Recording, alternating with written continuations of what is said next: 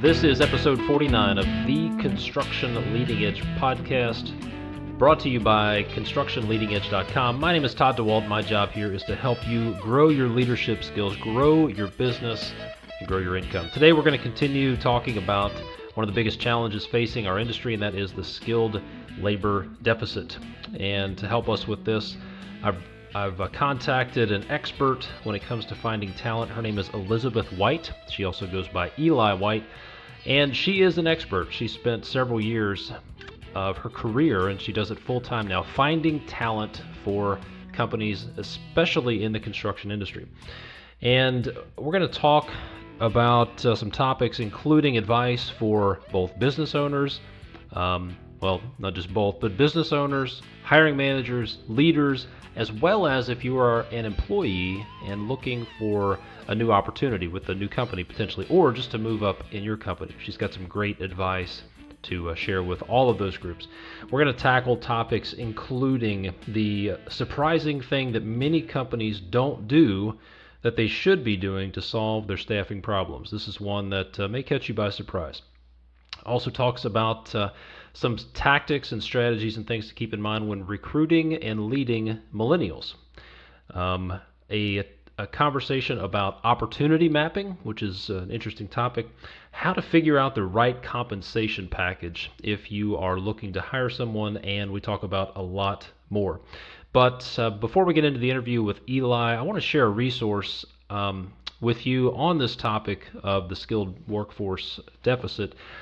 And it goes back to a show called Dirty Jobs. If you remember, a few years ago, there was a show called Dirty Jobs, and the host was a guy named Mike Rowe, and he went around the country doing just what the name of the show was, Dirty Jobs. He worked on farms and food processing plants, worked in sewers, dirty jobs, as the name implied. And since then, Mike has sort of picked up the torch of the skilled workforce problem in our country, and he set up a foundation called the Mike Rowe Works Foundation, and that's MIKEROWE Works Foundation. And there at the foundation, he's attacking problems including the fact that there's $1 trillion in student loans, there's record high unemployment, and there are 3 million good jobs that no one seems to want. So he has started a campaign called the Profoundly Disconnected Campaign, and it is challenging the absurd belief, and I'm reading from his website, it's challenging the absurd belief that a 4-year degree is the only path to success.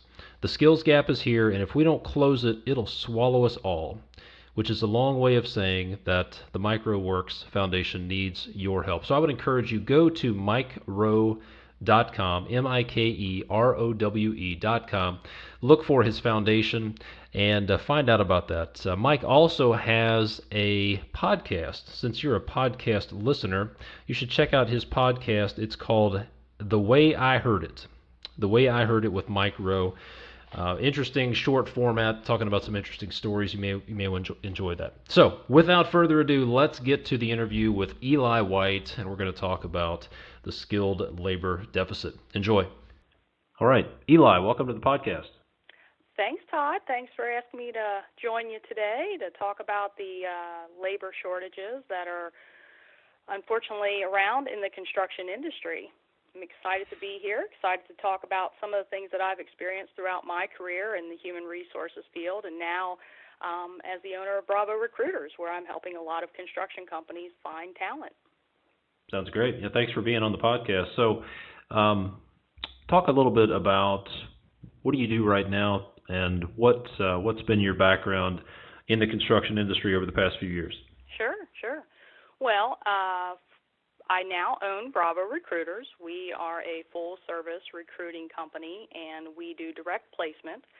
And I have a lot of clients in the construction industry, that being because of my background. I worked for a very large mechanical contractor in the Midwest that represented mechanical services in Ohio, Indiana, and Kentucky, and I worked with them for close to 10 years. during that time, I was the HR director, and we experienced a lot when it comes to recruiting. I've watched the industry. I survived the economic downturn, and unfortunately, that's where a lot of our problems are today. The reason why we have those problems, a lot of people that were in the construction field prior to the economic downturn left the field, and we also have a retiring generation. So I've experienced quite a lot in my background, and that's why I opened up my own recruiting firm to be able to help organizations such as construction companies find talent. So you mentioned the economic downturn, how someone would call it the economic right-sizing, the going sideways, the recession. What are some of the mistakes that you saw construction businesses making back in 2008, 2009 that they're really paying for right now? Well, I would say that I watched a lot of companies. I was fortunate enough to work for a large enough company that survived. It was not a good time to be in construction, and where I don't know if they were mistakes necessarily, but they were absolute must-do to survive situations. And with that, there was, as we all know, many layoffs that happened. You know, there was an estimated over 2 million construction jobs that were lost over the recession period that we just all went through. And what happened, a lot of those people left the industry. So if they were laid off, they left the industry altogether because they had to find another career, something that could sustain and keep their family afloat. And businesses had to survive. The construction companies had to take the necessary routes to survive themselves. So I don't know if it was a mistake, but I saw a moment of panic, and a lot of people left. A lot of companies didn't worry about what happens after the recession, which is where we are now. We're seeing it. We're seeing construction is booming. You can't go anywhere without seeing something being built, whether it's a small little restaurant or a large high-rise building. We've got it back, and now we have to find that talent. So what happened a lot in that time of downturn was the training and the development and the onboarding of the newer generations somewhat came to a halt. And now we've got to make up for a few years that were lost during that time. Yeah. So let's talk about the next downturn. Economists would tell us that the downturns are just it's a cycle, and it's coming. I've heard some say that it's coming in 2017, 2018. It's a 7, 8, 10-year cycle. So what are some things, some really strategic things that the folks listening to this podcast who are either hiring managers or business owners, what are some things that they should be doing now to prepare for the inevitable downturn? I think the biggest thing that employers need to focus on right now is developing their talent that they do have. Because if you develop your talent to be strong enough to survive, to work more efficiently and effectively, you're going to have better business results, which means you'll have a much larger financial backlog, let alone work backlog. So I think it's really important for companies to focus on their talent that they have now and let them know that you want to create opportunities for those people, because that's the number one thing that I'm facing. When I speak with candidates, they're coming to me not necessarily because they're unhappy where they're at, but they're coming to me because they don't have those growth opportunities. So even what we just came through, I'm still finding a lot of construction companies aren't focusing on developing their talent, or in the HR world, having a succession plan to develop their next future leaders. And it's really important because we're seeing a generational change when it comes to skilled labor. We have a lot of people that are hitting that 55 to 60-year-old range that are top talent in the field. And if we're not developing that next generation and the next generation below them, there's going to be a big problem here in the future. So we were talking before I hit record, and you said that one of the biggest problems that companies face right now, maybe right now especially while it's an employee's market, is employee retention. So one of the things they can do is keep the talent they have. Absolutely. And one of the overriding themes of this conversation is going to be the skilled workforce shortage that everyone's facing. So, there's a lot of talk about, and I've interviewed quite a few CEOs and leaders, and when I ask them, what do we need to do about the skilled labor shortage, they say there's some long-term visionary things which are great, that are we need to get into schools and colleges and make sure people understand that it's a viable career option and a great way to raise a family, which I agree with completely. But that doesn't help in the next 6 months, 6 weeks, not in the short term.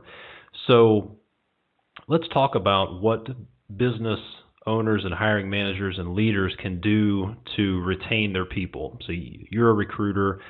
You have people contacting you, looking for other opportunities. You say they're looking for, you're saying, I think I heard you say that businesses need to create opportunities for advancement for their people. Can you drill down into that a little bit? I mean, what does that really look like? What are people looking for that contact you? They're looking for these opportunities. Most of the candidates that I speak with, and some of the employees that I've worked with in previous jobs, they're looking for that opportunity, and it doesn't necessarily have to mean an opportunity upward. There's a misconception that if you're not climbing the ladder, you're not improving and you're not growing in your career. One of the things that I previously did with an organization when I worked for the mechanical contractor is we focused on our in-house talent, and that was at all levels. We looked at the new hires. We looked at every level of employee, from the receptionist to the CEO, and we put together training tracks for every person in the company. And I think when an organization takes the time to show that you can start out in this company answering the door, answering the phone, and work your way to wherever you want to go in an organization, that's when candidates and employees see opportunities. We put together a great, wonderful career path, and it was somewhat of a map that showed if you were, let's say, a journeyman plumber, what's your next step? Are you always going to be a journeyman plumber? Are you going to move into a superintendent role? Are you going to work in the office? Maybe you'll move into an estimating role. And so I think it's really important for organizations to focus on their talent that they have. And one of the first steps, most companies like to start any type of training initiative looking at what are their critical positions. What are those positions in the organization that they see in the next 5 to 10 years they're going to have gaps? You have to focus on developing those people. Identify your must-fill critical positions. Those are your people that we would consider a Mack truck scenario. If the Mack truck came or the lottery ticket came and all those people in those current roles disappeared, you're going to have a problem in the organization. So you got to figure out how to train those people. Find your successor. If you're in a management position, who's going to take your job? And we saw great success in my previous companies. The next level of people that you should focus on training are your subject matter experts.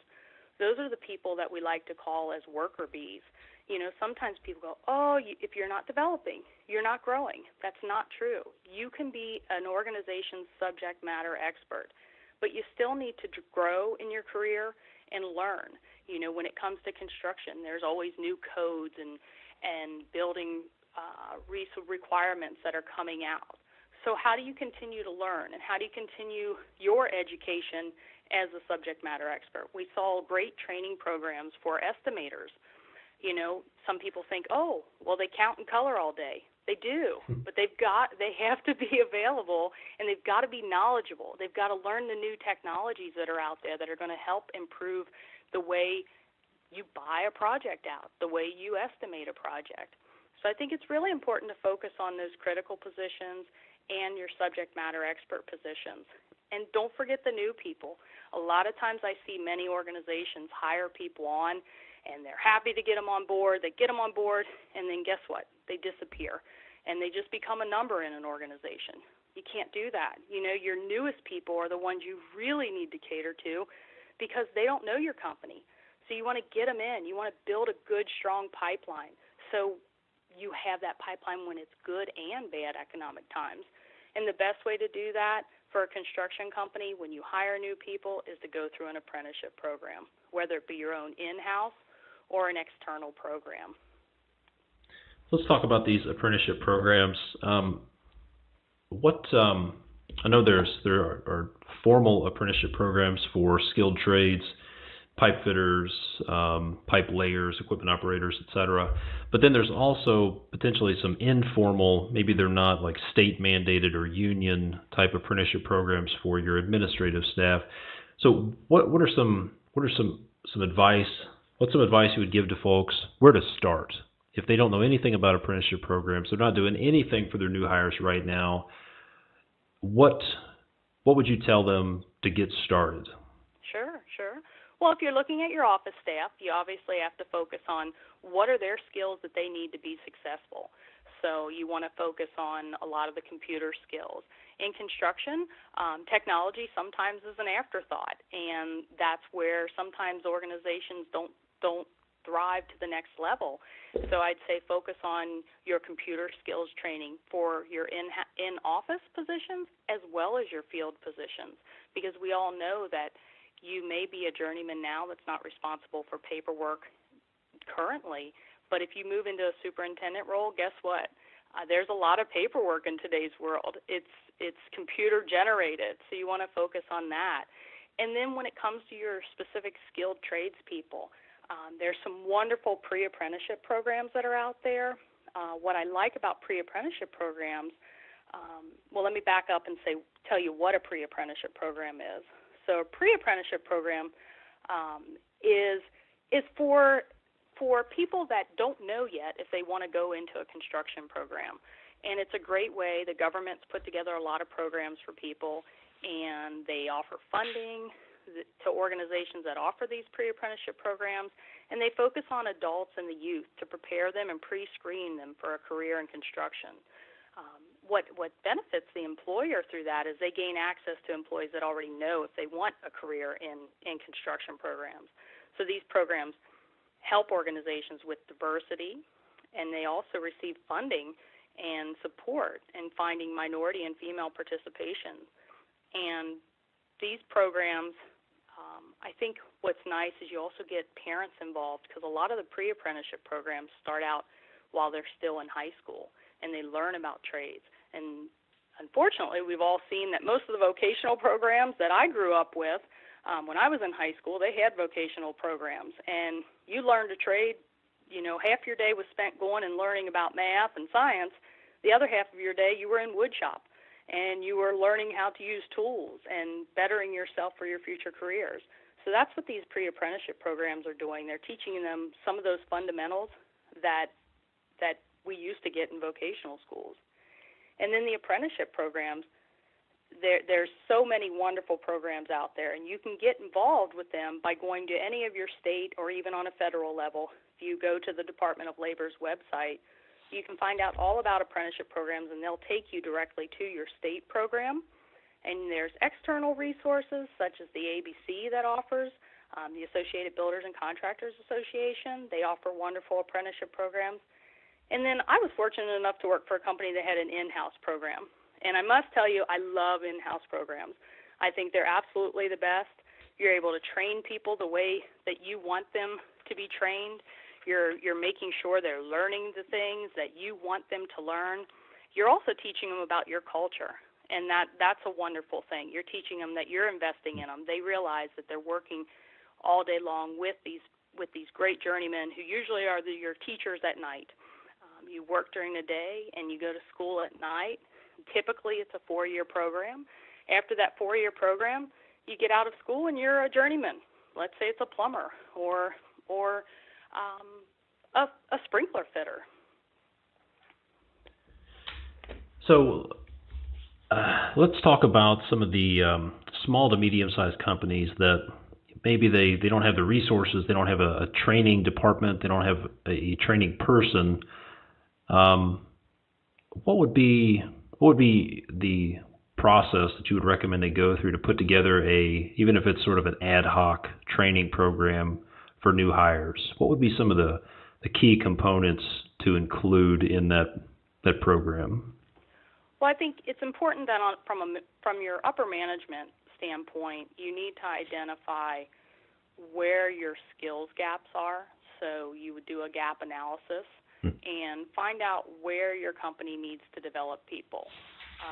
And then you want to put together those tracks and create a training program. And you can there's so many wonderful free resources out there. If you just go out there and Google free training opportunities, you can gain exposure to free computer classes. So, in the trades, a lot of times there isn't that funding for training. But you can teach people. You can bring in a group of your own employees, bring them in, put them in a conference room, set up some computers, and do some hands-on computer training for people. And that will benefit them when they're in their next position. So we used to do that. We used to have journeyman classes, and we would just have someone come in and teach them about how to use Microsoft Outlook, because it's very important that you can send and receive an email if you're in a superintendent role. So we would do some of those internal resources. There's some great alternatives to the expensive training routes. You have your subject matter experts that are already on board. Teach an estimating class. Offer it to the masses in your organization and teach an estimating class. Another great thing you can do, have your CFO teach a financial accounting class when it comes to construction. That way you've got some of your journeymen and superintendents learning about the financial side of the projects that they're working on. You don't have to spend a lot of money to train your people internally. There's an organic way to train people. Use your resources that you have. I worked with a CEO who taught a visionary class, because that's what CEOs are known for. They're visionary. And that allowed those people that attended that class to kind of step into the mindset of what it's like to be a CEO for a large multi-million-dollar construction company. Those are things that inspire your workforce. Those are the opportunities that I say that the candidates that come to me now, they're looking for that. They're looking for the CEO to talk to them and tell them how they one day could maybe be a CEO of their own organization. Yeah, in my experience, in-house training is more effective than when you outsource it. And I've gone through some good outsourced training programs, but it's kind of an easy button, and in some ways it's kind of a cop-out, because it's easier to throw money at a consultant. But who really knows your organization? Who knows your culture? Who knows the way you do things? I've even been in training sessions where the instructor says, well, here's how you do this, and some leader in the back of the room says, no, we don't do that. No, we don't do it that way. So one of the things I did that had some unintended or unexpected benefits was I had a fairly simple onboarding checklist, training program for all new hires for this construction company that I ran, and I just listed out in an Excel spreadsheet, there were 20 or 30 things that new hires needed to know. They needed to know, things like where to fuel equipment, how to get into the gate, who to call, how to figure out where they're going to work the next day, how the schedule is developed, out to specific pieces of equipment. So what I did was I found those subject matter experts in the organization, the best truck drivers, the guys that ran the shop, the superintendents, and I broke up those tasks into and assigned those tasks to that person. So the first 2 weeks, every new hire would spend a day with subject matter expert number 1, and they would check off the list. And the next day they would work with subject matter expert number 2. And by the end of the second week, they had met it forced them to meet and talk to the people that they needed to talk to. It made sure that they knew the key areas of the business that were important. And then the unexpected benefit was the subject matter experts really liked it because it made them feel important. It helped to reinforce their value to the organization, because they thought, hey, I'm out of 40 or 50 employees, they picked me to teach the new guys about whatever it was, and they took a lot of pride in it, and it ingrained the culture of the organization into those new hires. So yeah, I think I'm with you. I think in-house training is much better. Doesn't have to be super formal. It doesn't have to be video based. It doesn't have to be anything elaborate, but having some sort of quick down and dirty in-house training program for your new hires is it has a lot of benefits there. Now let's talk about retaining your not new hires, the folks who've been around a while. What are some things that the people who've been with the company, let's break it up into a couple of different demographics. Talk about the millennial generation, then maybe the 30s and 40s, and then the folks who are in their 50s and 60s. So there's a lot of talk about millennials these days in the media. People have lots of opinions, good and bad or neutral. But what are some things companies need to be aware of, leaders and hiring managers need to be aware of when dealing with folks in the millennial generation to create the opportunity so that at the end of the day, they're not going to leave your company? Absolutely. Well, we've all heard the good and bad about this new generation. I will tell you, this is across all industries. The millennial generation is hitting every industry the same way.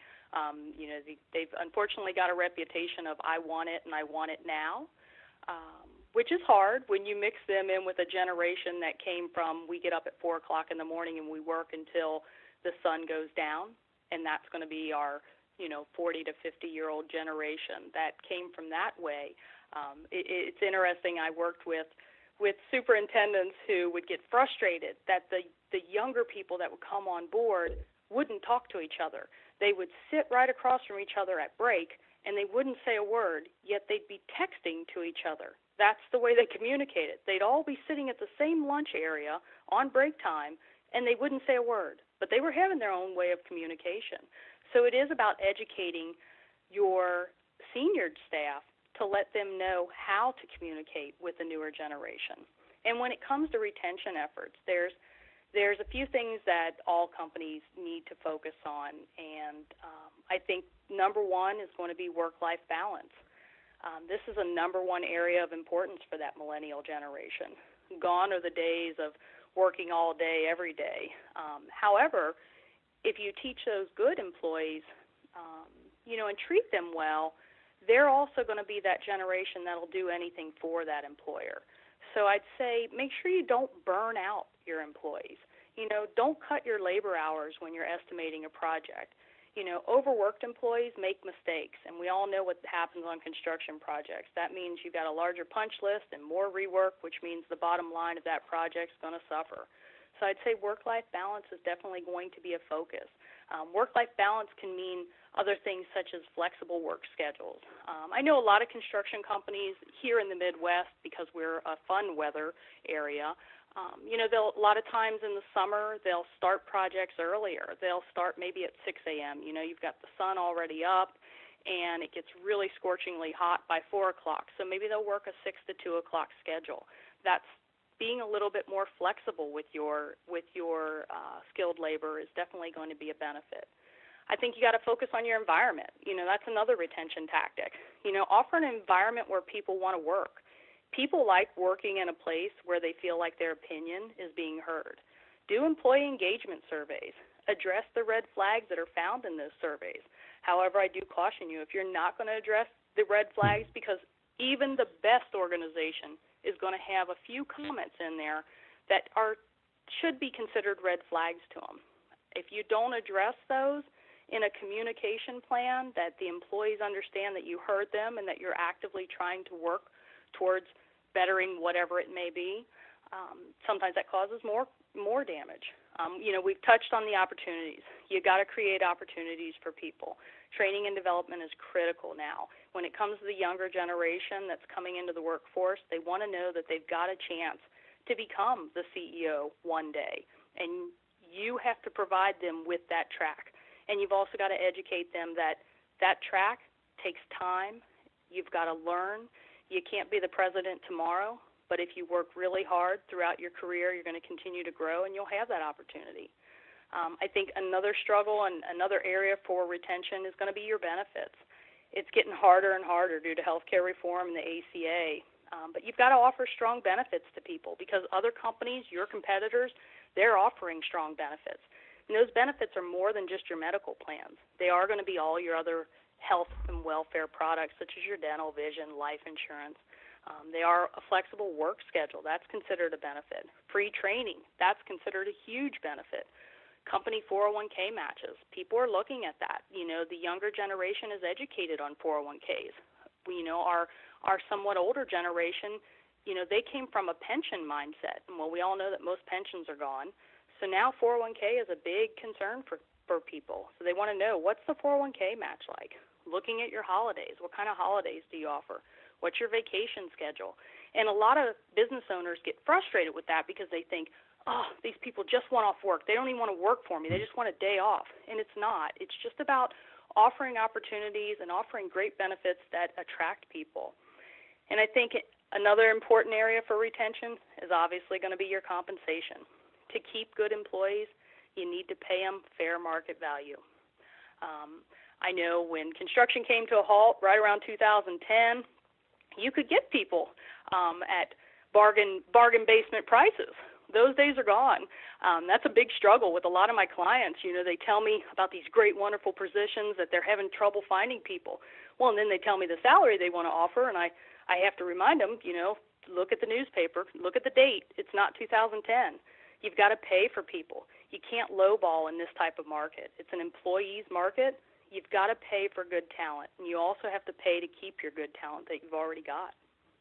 Let's talk about compensation a little bit, because that could be a bit of a black hole where people they have no idea what proper compensation is. And I want to make sure to come back to this idea of mapping out an opportunity career path for folks. Sure. But if somebody's a hiring manager, and there's probably some folks listening here, they haven't had to worry about, they didn't have to hire anybody from 2008 through 2012. In fact, they're probably laying people off.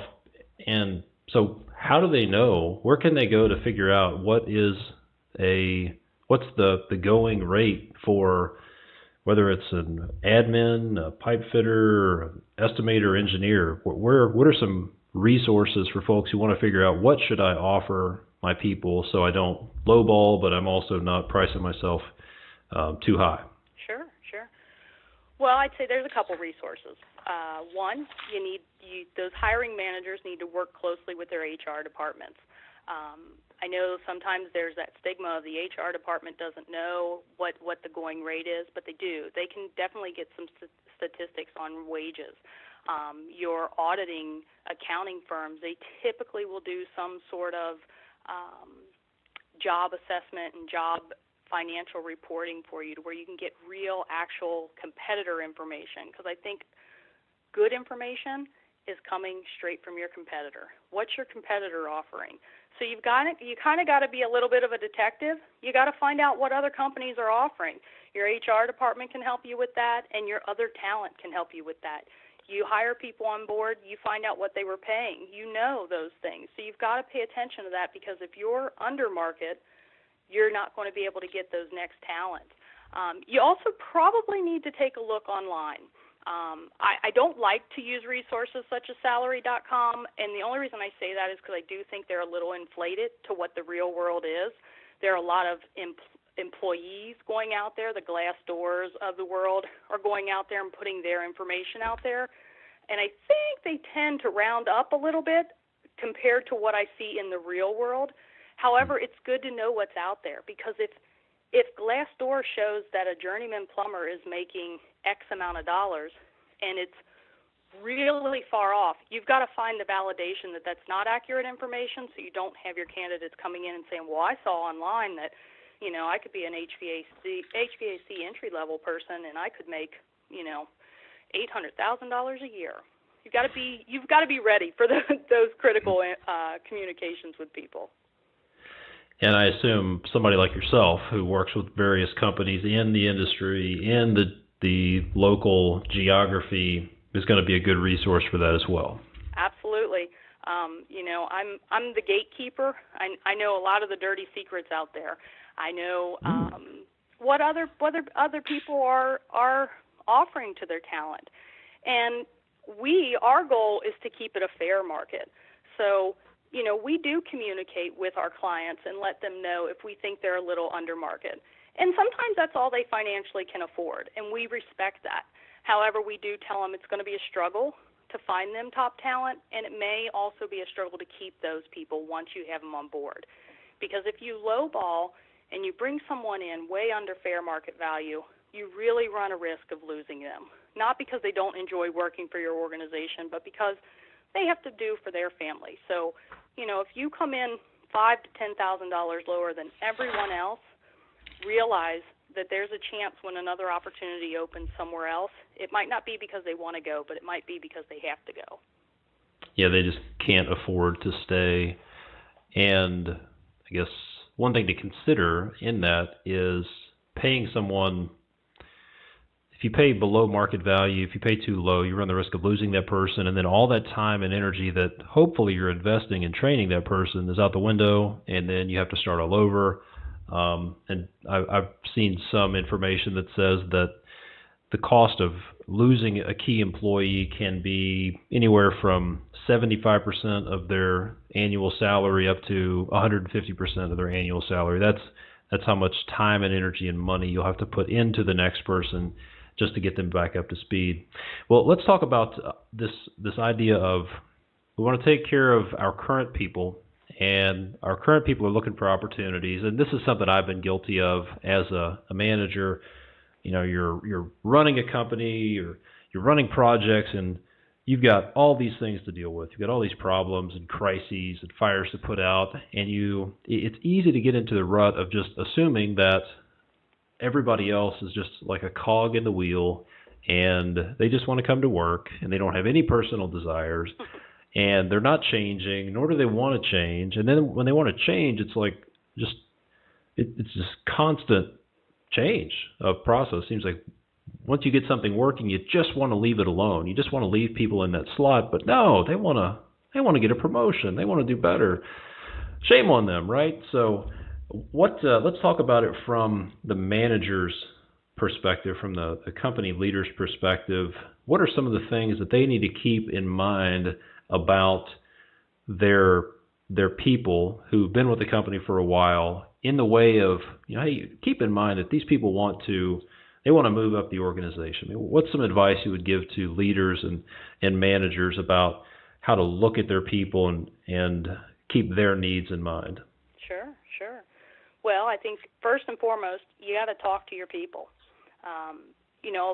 We all get busy. We are all overworked, and that's not an excuse. When you're at a management level, you've got to focus on your talent, because without them, guess what? You're going to be even more overworked. So I think you have to focus on your people and have those good communications.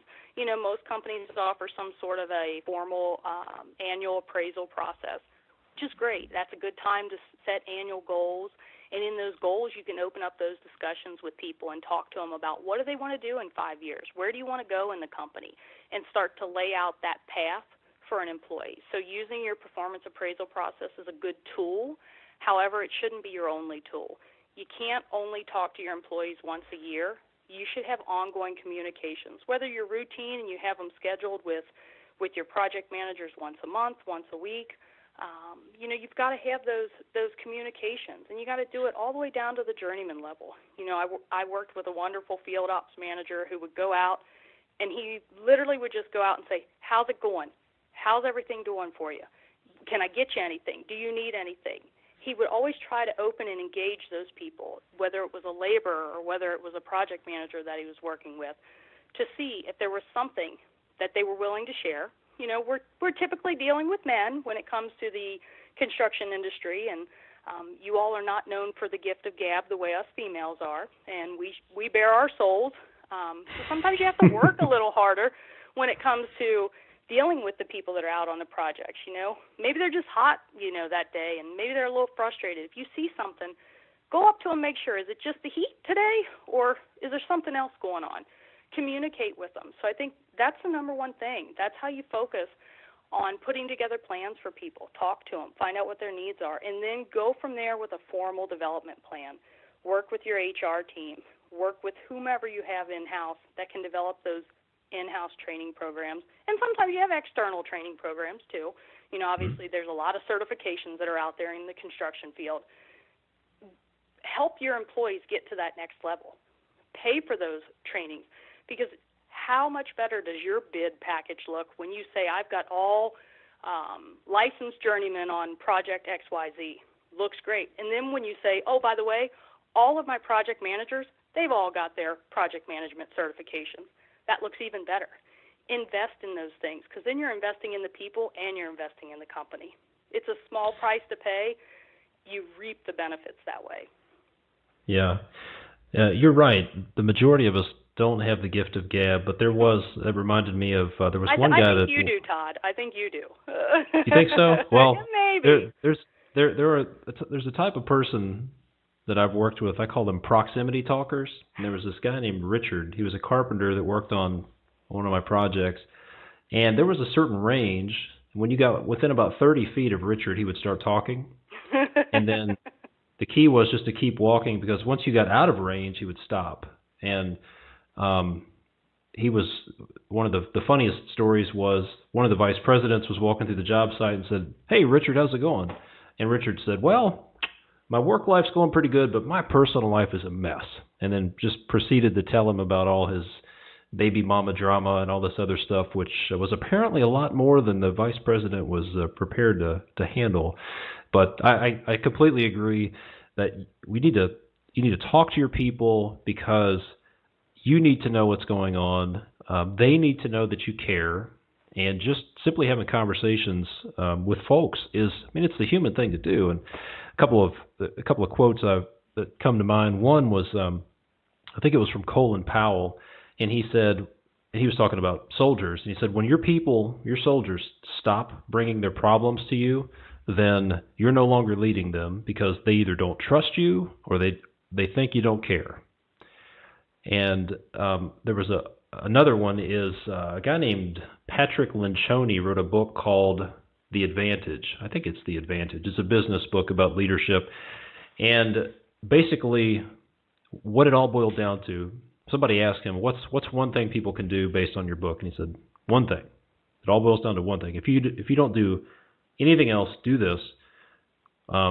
Every day or every other day, talk to your people and ask them two questions. What are you working on? And what do you need help with? Just that simple.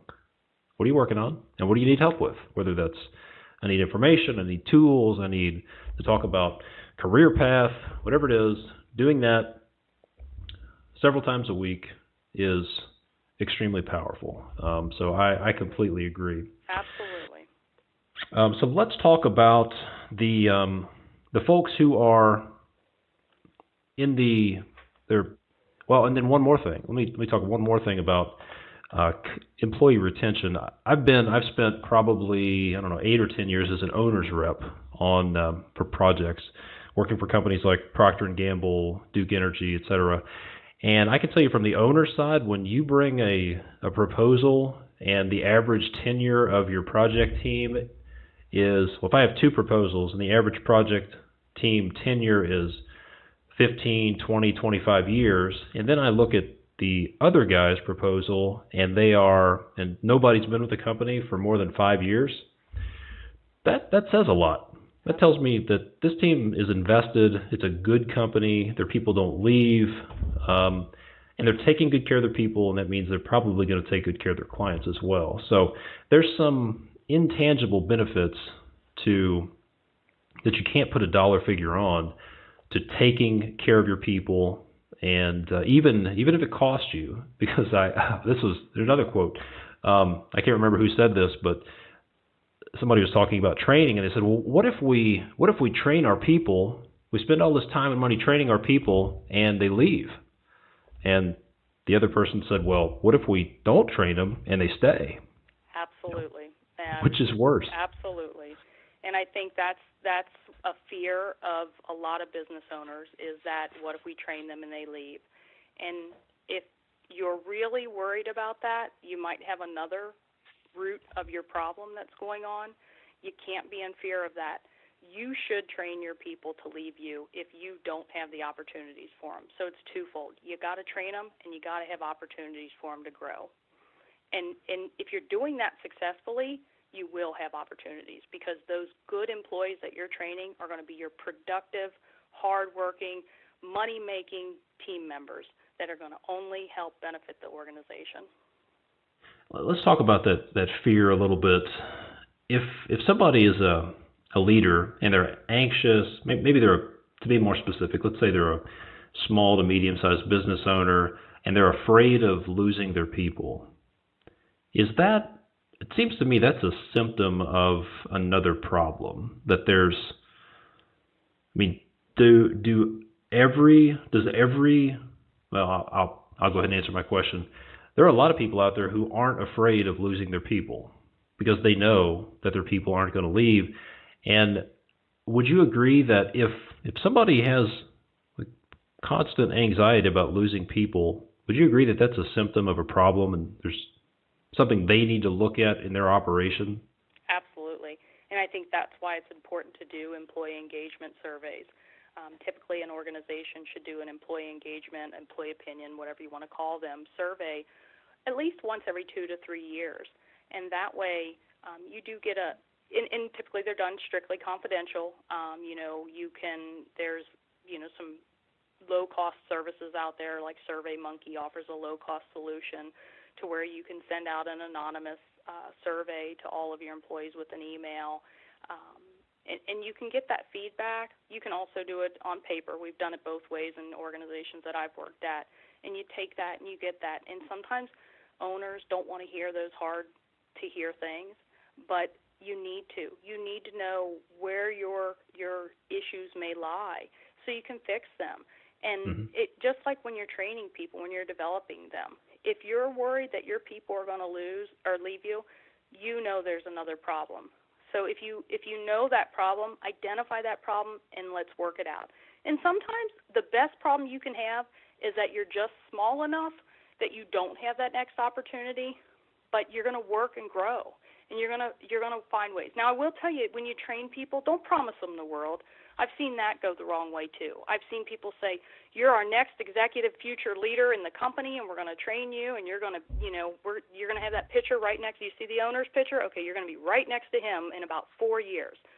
That's not realistic. If you've got someone that's maybe 10 years into their career, and you're telling them that in the next 5 years they're going to be sitting right next to the CEO, that's not a realistic career path in most organizations. Maybe a smaller company, but not most organizations. So don't promise the sun, the moon, and the stars, because more than likely you can't deliver that on an ongoing basis. Set up appropriate training and appropriate development, and you won't lose those people. Because as long as they know that when an opportunity comes open, and it's not in the too far distant future, that they're going to get a chance at it, they'll stay with you, and they'll work hard for you. Yeah, I agree. Definitely don't want to set expectations too high, which is tempting sometimes to get somebody on board. But the best approach is, well, the worst thing you want to do is have somebody come on board with the wrong expectations, either from the employer side or from the employee side, because then you're looking at disappointment and frustration, and it's probably a short trip to heading out the door.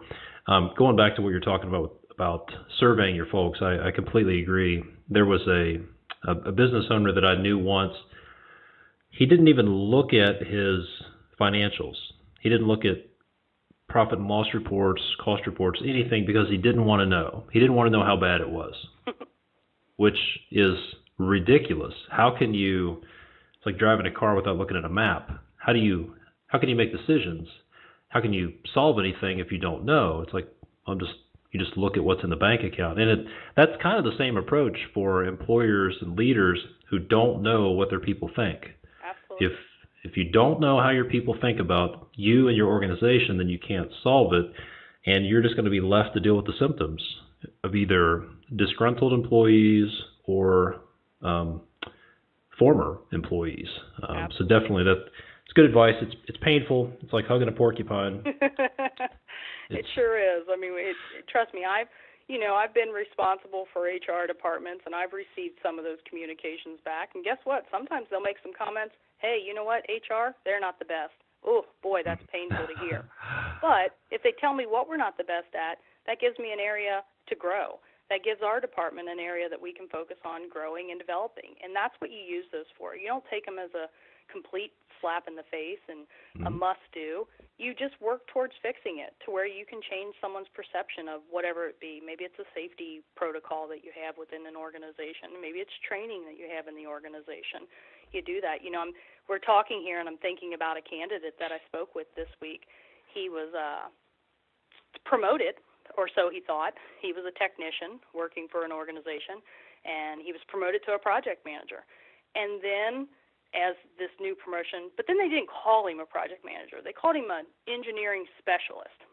We sometimes come up with creative titles in the construction world. And he soon found out that he now was the PM and the technician, and that's not what they told him. So, when you're developing people, when you're promoting people, make sure you're truly giving them the opportunities and laying it out to them straight, because now he's not a happy employee, and guess what? He's come to Bravo Recruiters looking for a job. Yeah. So what started out as hey, we're going to promote you. Now it would have been better off. They would have been better off, and this guy would have been happier probably if they would just left him alone and not, quote, promoted him. Yeah. All right. So let's shift gears here a little bit in the last few minutes. I want to talk about you mentioned it's an employee market, and we've got a lot of folks that listen to this podcast who are their employees, and they want to further their career. So for the people out there who are looking to make a move, could be geographically, maybe they're looking for advancement, maybe they're in a company that doesn't provide opportunities. Let's start with mistakes. What are some mistakes that you see employees make who come to you, or maybe this people you've dealt with in the past, when it comes to finding their next job? Sure. I think, there's a lot of people that think they know it all when they don't know it all. So I think when you're professionals, you've got to take the time to learn and grow in your career. So you've got to take the time. So many people, I've worked in organizations where they offer wonderful free training, and people go, no, I can't. I got to go home. And, I've been here all day. I don't want to stay after hours and take advantage of that free training. It's crazy. If you want to grow in your career, take advantage of those free trainings. Take advantage of the opportunity, whether it's free or not. Sometimes if it's not free, you've got to invest in your career. Gather all those licenses that are available out there for you. Make yourself marketable. Many people think that, I've just been in this trade. I can't tell you how many people I've worked with that are maybe a pipe fitter, and they never went and got licensed. Why? You've got to get those licenses. Your resume looks 1,000 times better if you come to an organization with all these different licenses. If you're in fire protection, if you've got your NICET certifications, if you're an electrician, make sure you're a journeyman electrician, then work towards getting your master's. Some of those things do come with a fee, and they've got renewals, but guess what they also require? Continuing education, which means you stay on top of your game. So you've got to take the time to become an expert in your craft. You've got to learn how to walk the walk, or, you got to walk before you can run, I guess. Yeah, and so you made me think about something.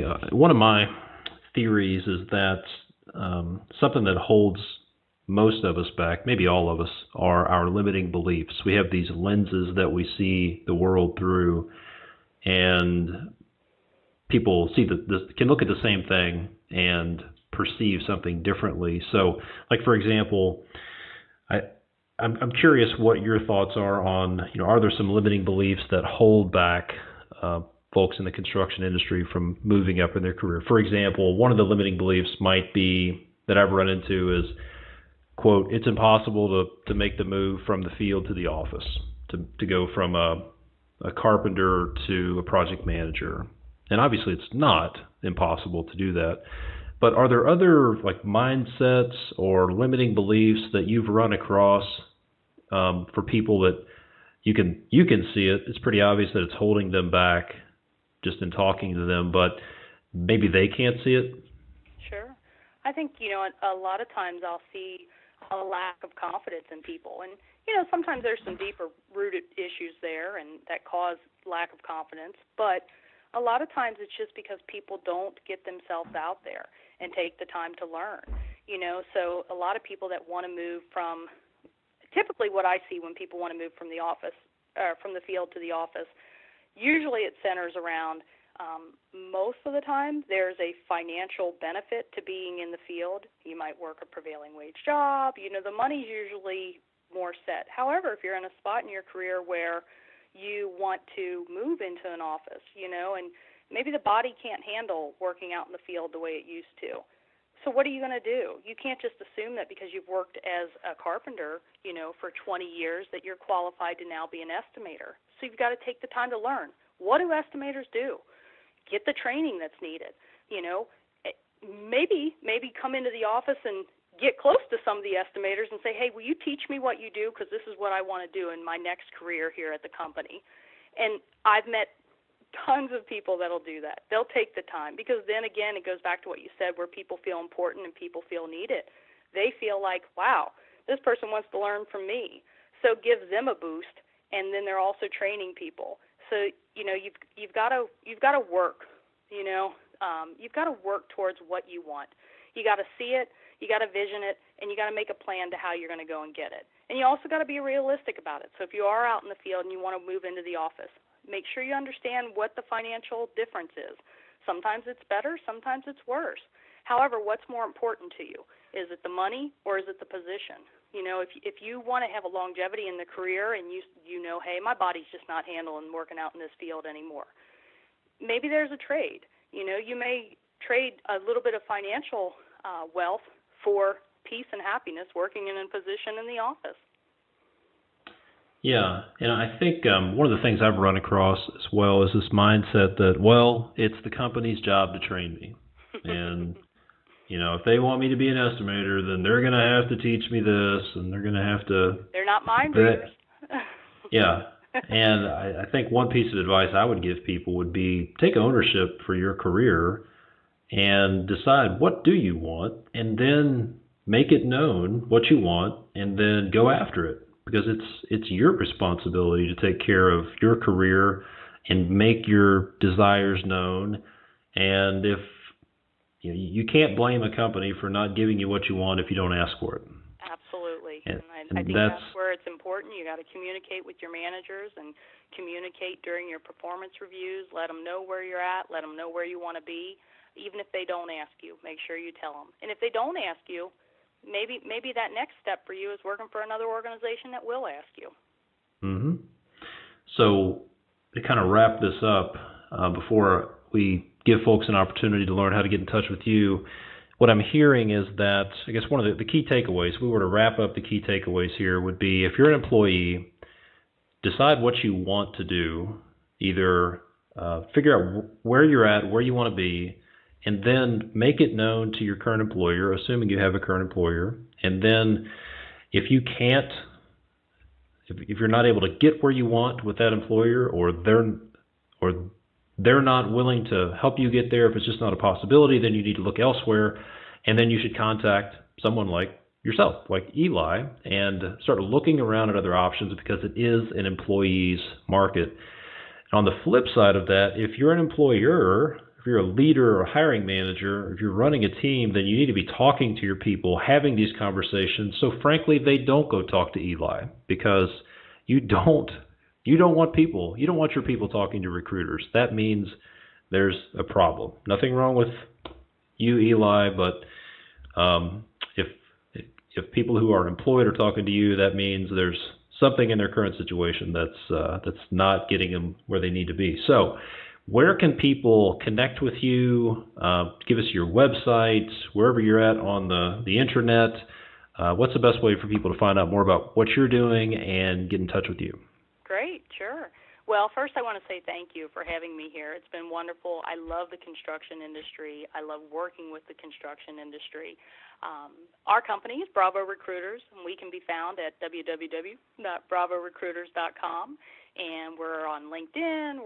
We have Facebook pages. We have Twitter. You can find us through most social media markets. You can contact me. My email address is elizabeth.white@bravorecruiters.com. I'd be happy to help both job seekers and employers. I've got wonderful candidates out there that are looking for those next opportunities, because maybe their companies haven't done some of the things that we talked about here today. But I've also loved to partner with great companies throughout the community and throughout the tri-state area to be able to help them, and we also help customers on a national basis as well. So I'd love to talk to you all, so please reach out to us at Bravo Recruiters. Sounds great. Well, Eli, really appreciate it. This was great stuff, and I would encourage everybody, if you're thinking about making a move or thinking about how can you keep your good employees, then definitely reach out to Eli. So, again, Eli, thanks a lot for being on the podcast. This has been great. Thanks a lot, Todd.